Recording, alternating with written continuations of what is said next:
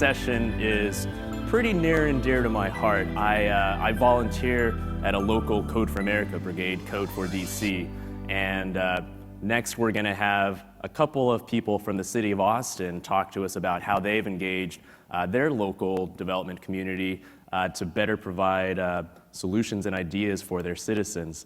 So please welcome to the stage Matt Escobel, and Charles Perma. Oh, thank you. Thanks. Let's see where the clicker is. Hello, everybody. My name is Matt Escobel, and I'm with the City of Austin. And we're going to talk to you today about the City of Austin's open data program, and also some of the things that we're trying to do to make the outcomes of open data be more sustainable. We heard a little bit about app development this morning and about all the different opportunities that data science presents. We're going to talk a little bit about our story. You'll hear where we started, but also where we have come to today, and where we hope to go in the future using some methods that we've learned from industry. So our theme, as you often hear when you talk about open data, is the whole thing about superheroes. And the superheroes I chose to kind of focus on are kind of from the past, but I really identify with these superheroes because I think when it comes to government, we all feel a little bit like underdogs. We are kind of faced with the impossible task, often feeling like we're not empowered and often overlooked by other entities like industry and the community where their interests might be. So I've really liked the picture of underdog, and this is where we're going to start the story of Austin's open data program. Our open data initiative really kind of started as the fallout from a really bad web redesign project. We were running a project, and that's actually where I met Charles. It was like in 2007. And we were tasked with redesigning the city's website. And as part of that process, our leadership was approaching it as government often does and said, we want you to do an RFP, and we want everything to be in that RFP. So we had everything from analytics to design to technology all wrapped in one RFP. What that ended up being was 5 failed RFPs that lasted over 2 years.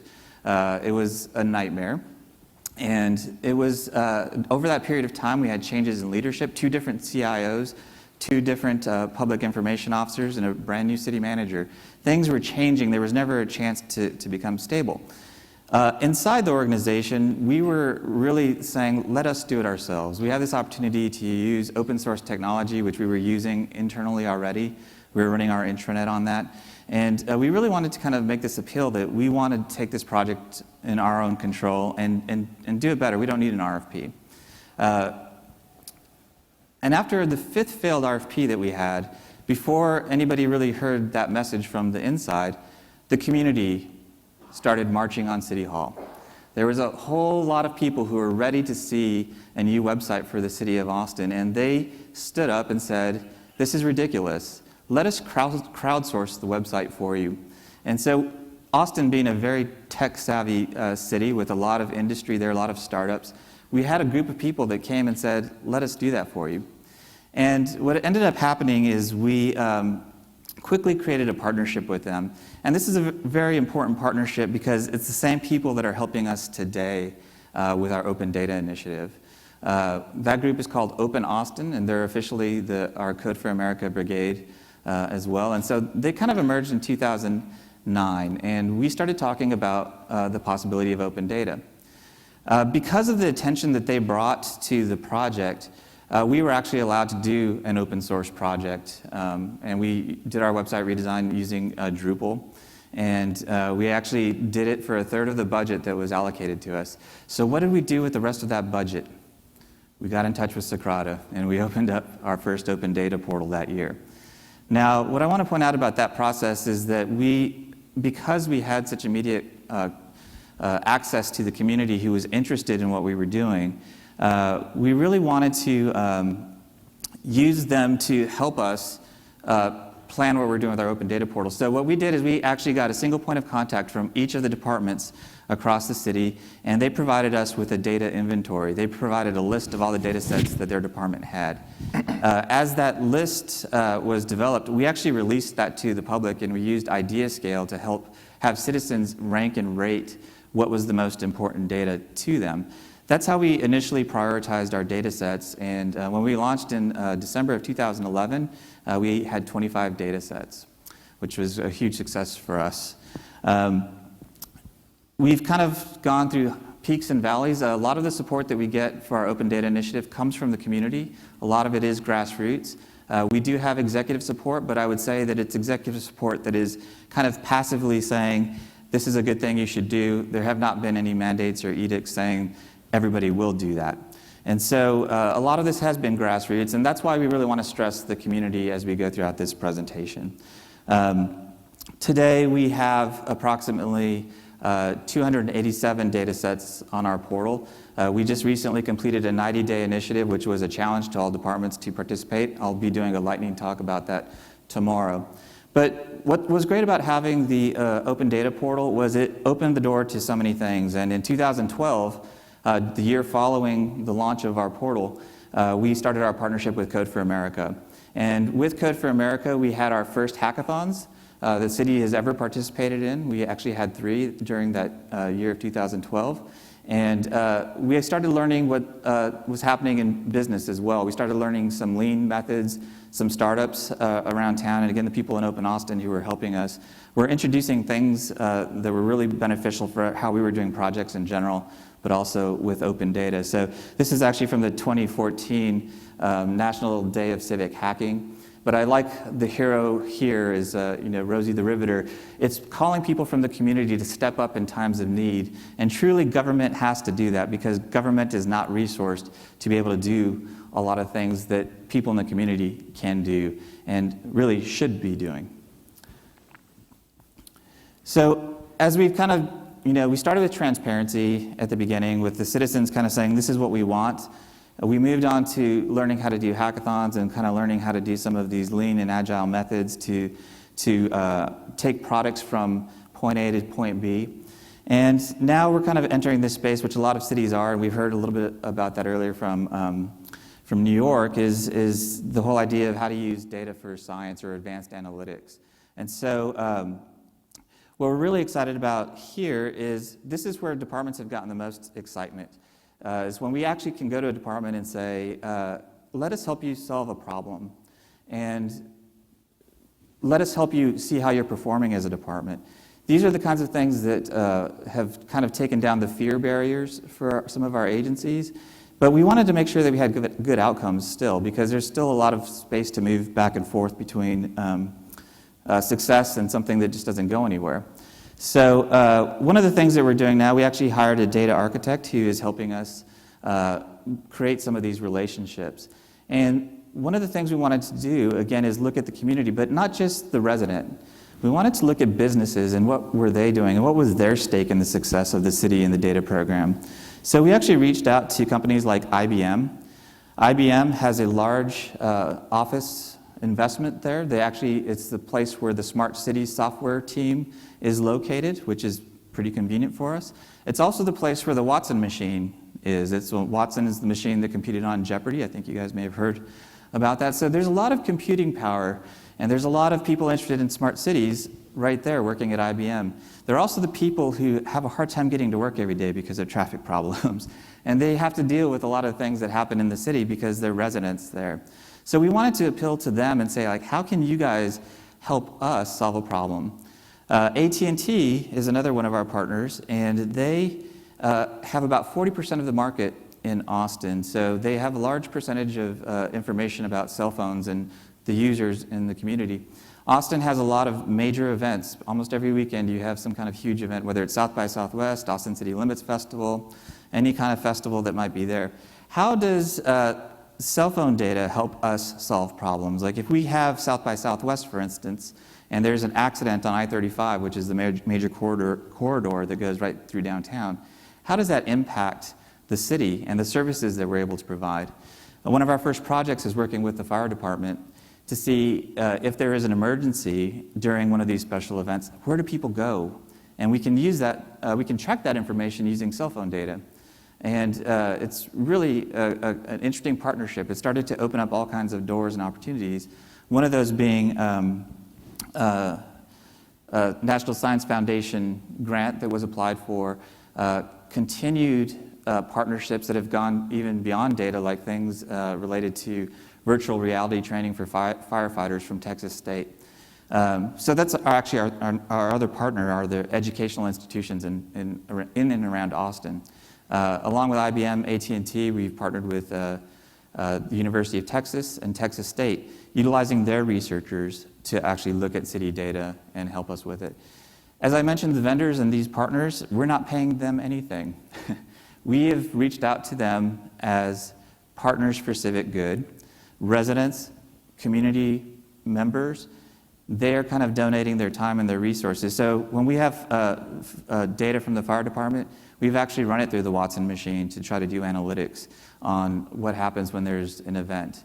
We've used the Smart City software, and we've used the AT&T data. Actually, we give our data to AT&T, and they process it through their research center. Again, kind of protecting people's identities and all that type of stuff. So it's really kind of a neat partnership and where we want to go in the future.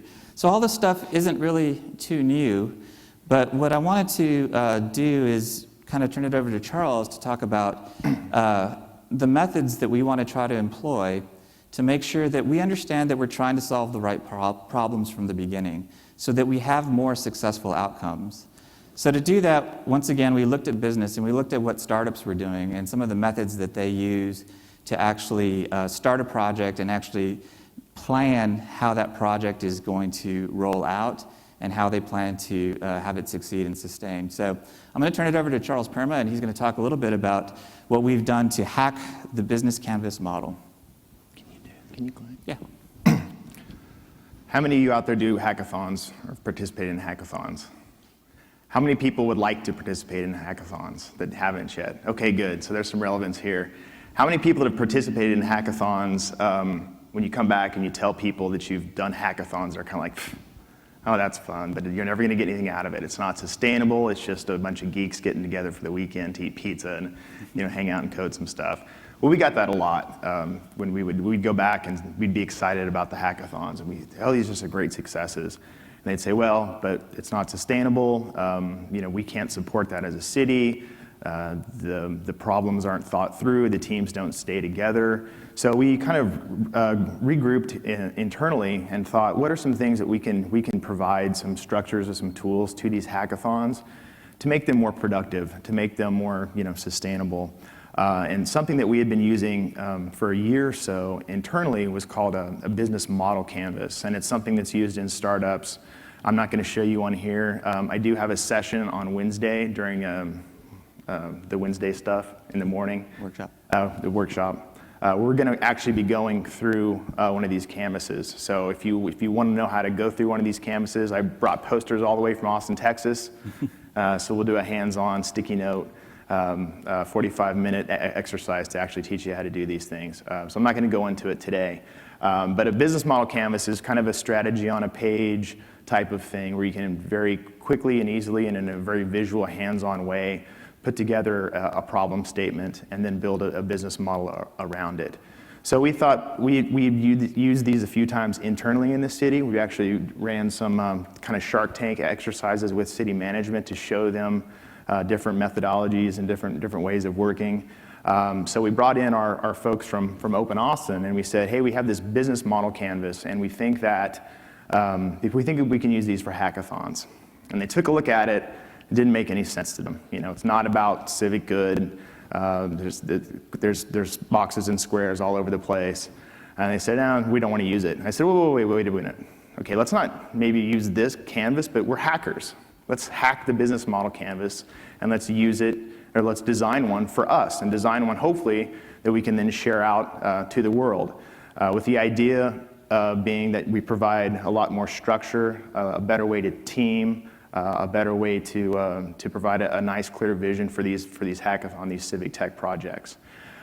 So Mateo Clark is our, what's he called? Captain. Captain, our brigade captain. Yeah, he took the idea back to some awesome designers within Open Austin, Diego Hernandez and Vanessa Clark, and I kind of forgot about it for a week or two. And then all of a sudden I start getting emails of version 1, 2, 3, and it blew me away. Within like a week or two, they had got together, they had turned it around, they did a creative brief and just knocked it out of the park. Very professional product. Can we go to the next one? So it might be kind of hard to see, but again, I'm going to be doing a session on Wednesday where we're going to go through this. But what this provides to the hack teams, again, is a good way to focus them, to get them focused on the problem first. What problem are we trying to solve? And then the solution, focusing on the users. Let's see if I can, yeah. So at the top here is the problem statement. What are we trying to solve? What's the primary challenge? What are the benefits going to be? And then we go down here, we talk about the users and the people that are going to be impacted. Again, try to stay very user-focused. What features and benefits do we think the particular solution will provide? And then talk a little bit about the project. What do we think the solution is actually going to look like? What are we going to create? And then once we get a solid problem statement, we really know who our users are, what kind of features and benefits we're going to provide to them, and then generally what the project or product or solution is going to look like. Then we jump over, and this is kind of more the sustainability part at the back end. We talk about what key activities are we going to have to do to make this successful and make it have a life beyond just a hackathon weekend, right? So key activities. What data do we need to get our hands on? What kind of technology do we need to use? What type of, do we need to get a designer? Do we need to get a UI, UX person in? Partners, do we need to partner closely with the city to say, hey, city, we're going to build this certain thing. Is this something that you guys can use? Businesses, universities, as Matt mentioned, really think strategically about who you can partner with on your projects. And then some key resources to complete the project and just start thinking about where you're going to need help down the road.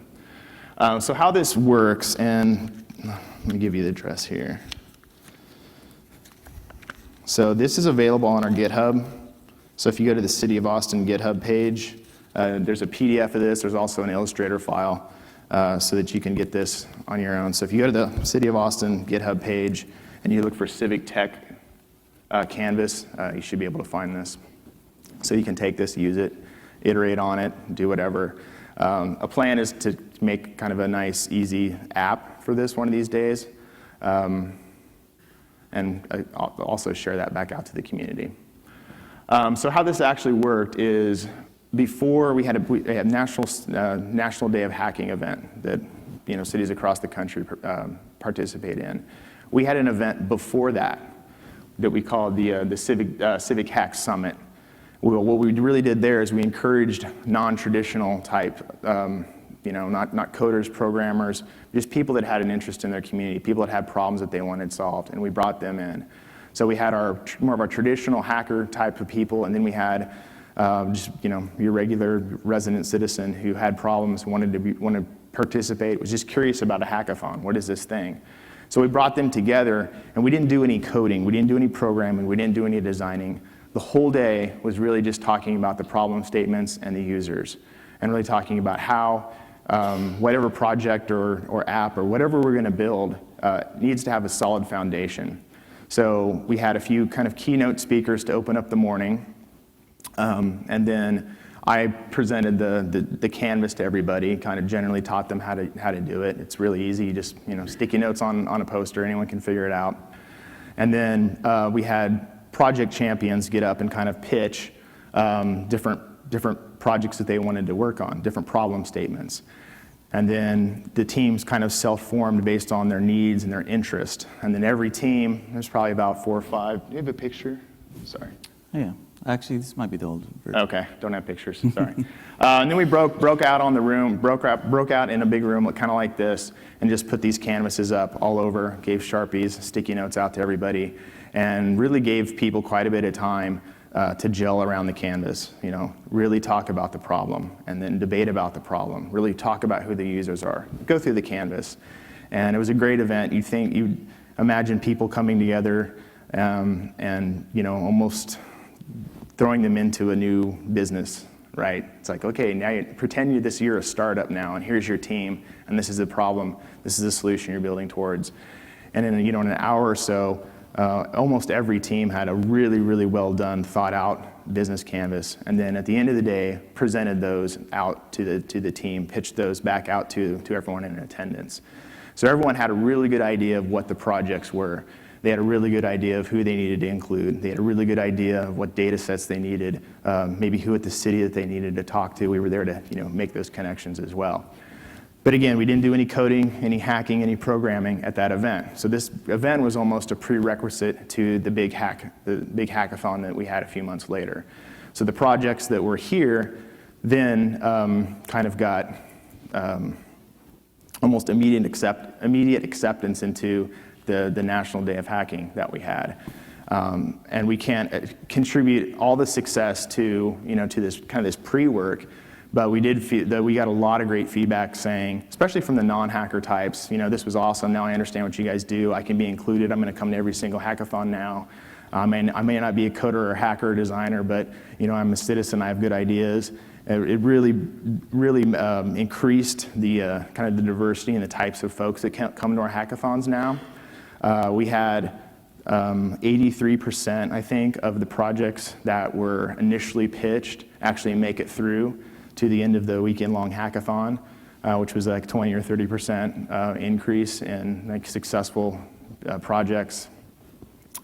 We had over 2,000 people hours put in over the weekend on the hackathon. We didn't hardly see any attrition. A lot of times you'll see people show up a day or two and then leave. But you saw teams sticking together, and I think something like this provides a nice framework and some glue to your hackathon events. What's our next slide? Partners.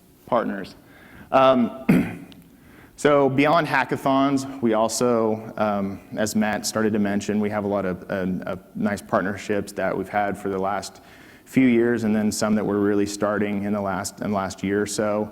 Matt mentioned the businesses, the educational institutions. We're now starting to talk with surrounding cities. So we have a very initial collaboration going with Dallas, Houston, San Antonio, Fort Worth. And we also are trying to bring these ideas to them, because we're a little ahead of them when it comes to the hackathon event and citizen engagement. So they've been very interested in what we've done. So it's nice to kind of help back, contribute back to the community and help others. Some advice that I'd give is it's nice to have executive leadership, but don't wait for it. Just go out and do it. Find things like this that are simple, that are easy, and just try them out, experiment. If they work, iterate on them, spread them out. Definitely get community members willing to go talk to their council members or however your government's structured, and say, we're working closely with people within the city, and they're using these innovative, methods that they use in businesses to really prop up the projects that they're working on. And that leadership and that executive support will come. If you don't already have it, that's how you kind of get it, is you've got to lead by doing. You've got to try to do things that are very, very practical. Don't go out there and try to revolutionize the world. But if you start practical, but build on it, think big, scale fast, that type of idea. We intentionally tried to leave some time here for questions, because I didn't want to go through that project canvas all the way, but if in this session, because I have an in-depth one on Wednesday, but I did want to leave some questions for people that aren't going to be able to make it to the thing on Wednesday. So is there any questions for either for Matt or I? I think there's mics on the side, or I can listen really hard and then repeat. Have you found any success in having your projects used by other cities? Like the hackathon projects? You come up with code, you come up with an application. Like reused? Not yet that we're aware of, but what we're starting to see is that more of these applications are actually going into production. And I think that's one of the things that we saw at hackathons is like after that hack period was over, we never saw it again. So Open Austin does have its own GitHub code repository where they're posting all of their code. Some of the ones that really kind of stood out most recently were the Pet Finder app, which is one that when there's a lost animal that's taken to animal services, you actually can get tweets or SMS messages on your phone that will notify you that your pet may be at the shelter. It's really a great one. It's kind of simple in a way, but in another way it's really great in that it really helps owners and pets reunite, but it also helps the animal center process animals more quickly. Those who have homes can get home quicker, and those in need can really get help. But that was one of our first examples of a project that was tried before, but because it wasn't well thought out, it didn't go through this type of process, didn't actually sustain, kind of withered away. And so we're starting to see more of these apps pick up. As a result of the ATX Hack for Change event that Charles mentioned, we now have our parks department working on a video game related to the parks offerings, like all the different services that they provide. There's 2 or 3 other projects that are still being worked on today that are taking that step towards production, which we didn't have before. And all that code will be available on Open Austin's GitHub. Any other question? Up there.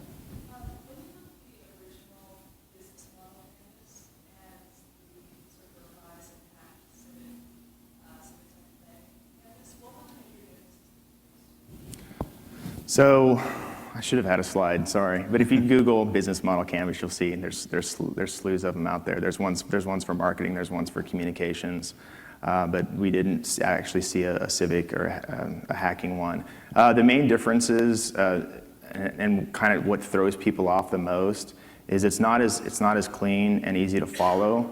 The traditional business model canvas has you start in the middle and then you work kind of around the middle section, and that threw off the people we were working with.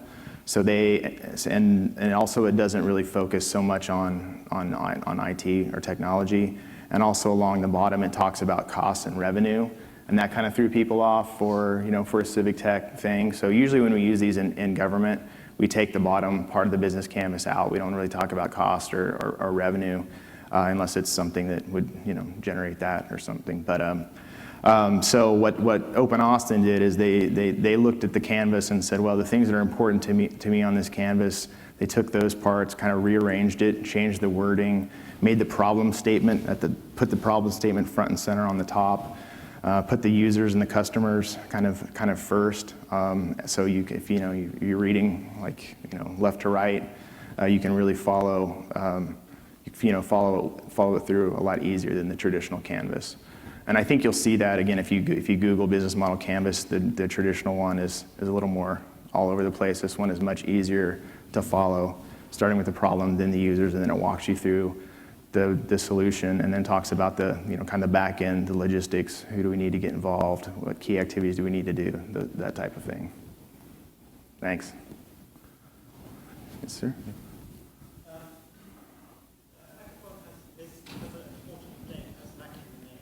Mm-hmm.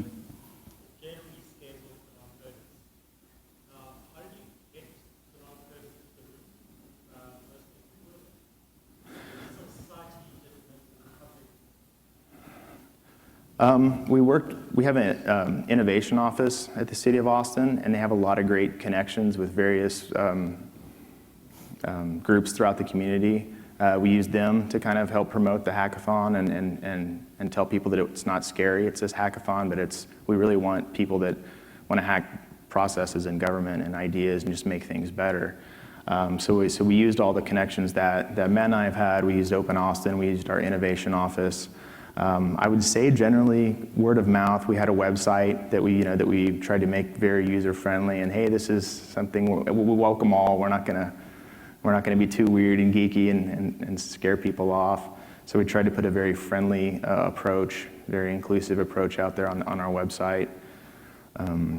And I think what's kind of cool about Open Austin, and I'm not sure if it's different from other Code for America brigades or hacking groups, but it's not solely focused on hackers. Their membership actually has kind of two different interests.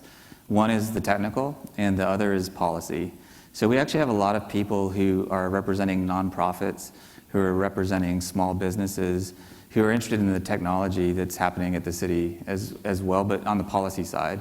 And so that actually is a pretty good network too, because it doesn't go to your traditional hackathon sort of people. It's really looking at just kind of how technology affects the community. And so that was a really key distinction for us to make sure that we got a diverse group of people in the room.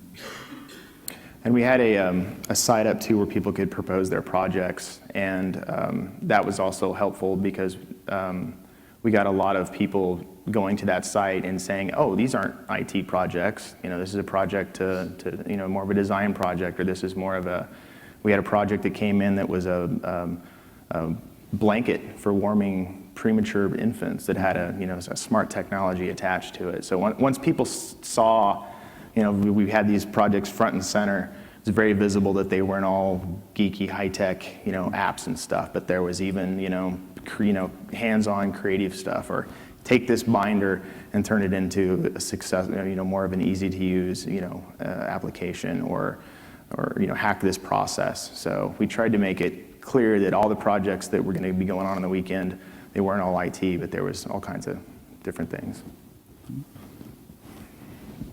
Yes, sir. So you mentioned that some of the apps and features are making it to production. So what challenges are you having? So they're making them to production, but not yet to city ownership. And we still face that challenge, and I think a lot of cities probably do. While we have some open source capability, we don't have a lot of depth in that area. And as you all know, when there's a hackathon, nobody's going to go there and code in .NET.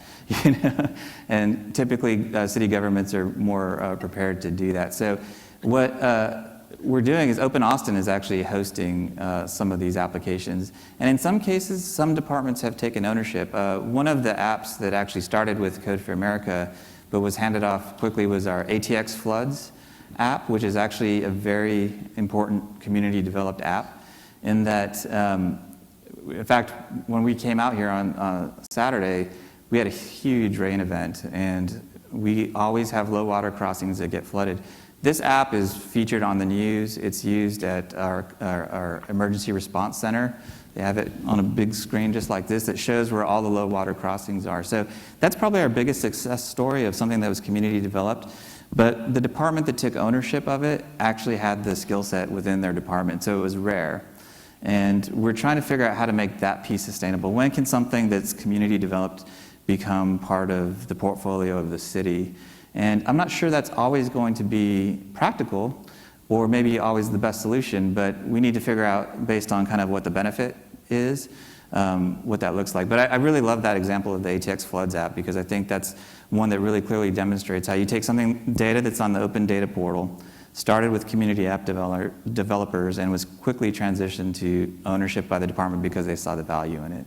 So that's a neat model that we want to see how we can replicate that with some other apps. I'd like to turn that question around to the audience. Has anyone figured it out? We'll take notes. Okay, let us know. Tell us afterwards.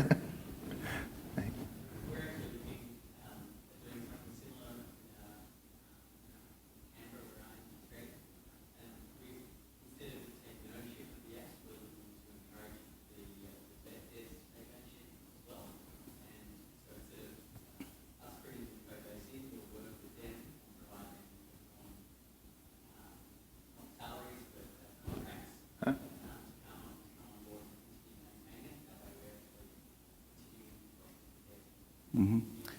That brings up to mind, I mentioned the Pet Finder app, and there's a couple of other ones that, again, it's a community effort. And so through Open Austin, they've actually found local hosting companies, even Rackspace, who will give them free hosting.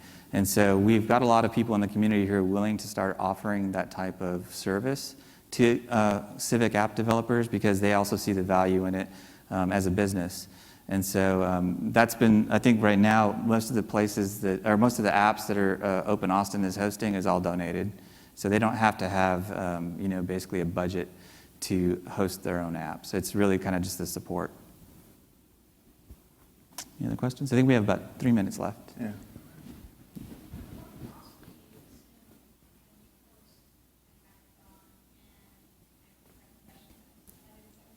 Sure.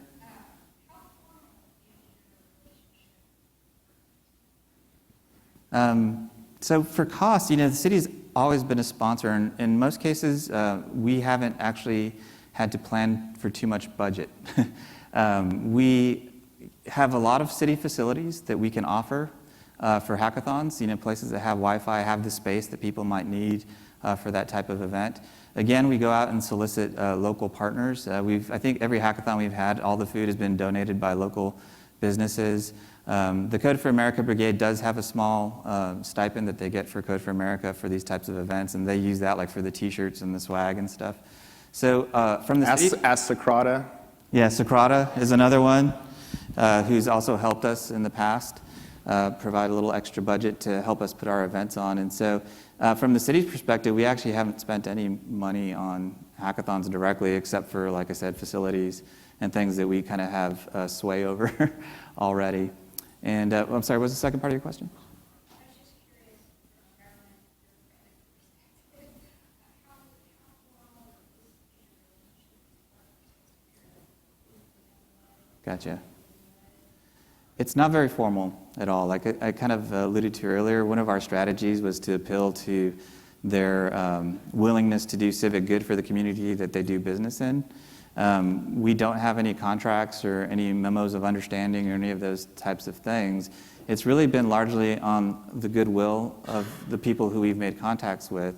And I think the fact that I mentioned we have a data architect, his name is Ted Lair, and he's really good at keeping momentum going with these partners. We also, I guess, kind of want to make sure that we highlight the good stories so that they see a clear benefit in what their participation brings. Another thing that we've kind of highlighted to some of these businesses like IBM and AT&T is that they gain valuable knowledge by working with the City of Austin that can help them improve their products. And so their incentive level remains high without us having to be too formal with any kind of bureaucratic sort of agreements or legal agreements or anything like that. It really is almost like a hackathon taken into the organization, but it's sustained through these continued meetings that we have. We've been doing that for about a year now, and we really are only seeing greater momentum. There likely will be a time where we will have to formalize, as things start to grow and maybe a project maybe has a bigger impact or money gets involved. I mentioned grants. As that stuff starts to happen, you're probably going to need to see more formality introduced, but so far it's been pretty loose, and I like it that way so far. How are we doing? Oh, it looks like our time is up. But we thank you very much for joining us, and happy Socrata Summit to you all. Thanks.